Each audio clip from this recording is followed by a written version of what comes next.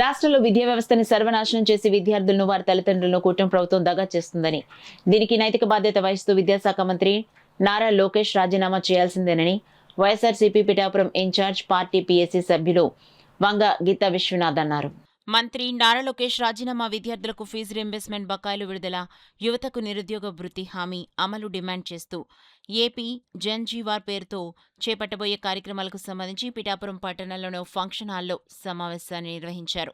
Party senior నాయకులు, పార్టీకి చెందిన విద్యార్థి, యువజన విభాగాల నాయకులు, మండల పట్టణ అధ్యక్షులు, మహిళా విభాగాల సభ్యులతో వంగగీత విశ్వనాథ్ చర్చించారు, సలహాలు సూచనలు చేశారు. అనంతరం వంగగీత విశ్వనాథ్ మీడియాతో మాట్లాడారు.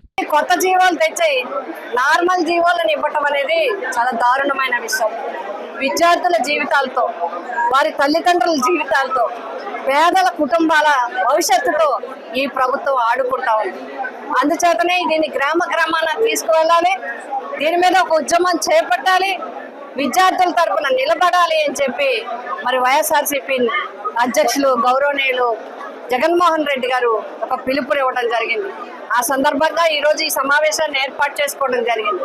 3 రోజుల పాటు రిలే నిరాహార దీక్షలు చేయడం ప్రతి నియోజకవర్గంలో, అదేవిధంగా 6, 7, 8 తేదీల 3 తేదీల్లో రిలే నిరాహార దీక్షలు నియోజకవర్గంలో మండల హెడ్ క్వార్టర్స్ లో జరుగుతాయి. ఆ తర్వాత 10వ తేదీన జిల్లా నియోజకవర్గ హెడ్ క్వార్టర్స్ లో ర్యాలీ కార్యక్రమం కూడా తీసుకోవడం జరుగుతుంది.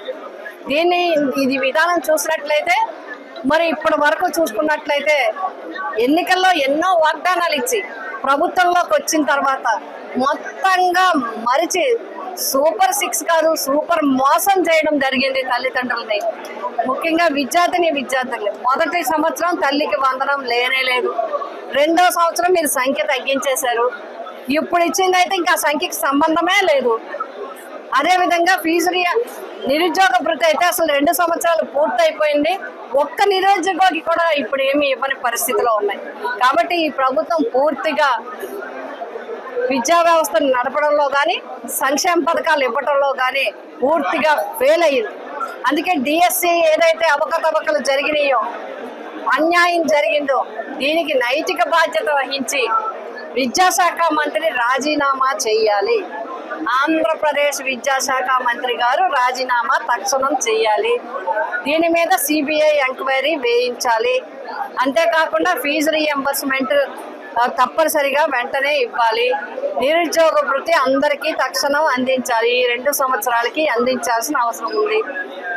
ఈ డిమాండ్స్ తో వైఎస్ఆర్సీపీ కార్యక్రమం తీసుకుంది. ఈ రోజు మొన్న జిల్లా కలెక్టర్ గారికి రిప్రజెంటేషన్ ఇవ్వడంతో మొదలుపెట్టి ఈ రోజు సమావేశం, రేపు 4 రోజుల్లో ఈ కార్యక్రమాలన్నీ కూడా పూర్తి చేయడం జరుగుతుంది.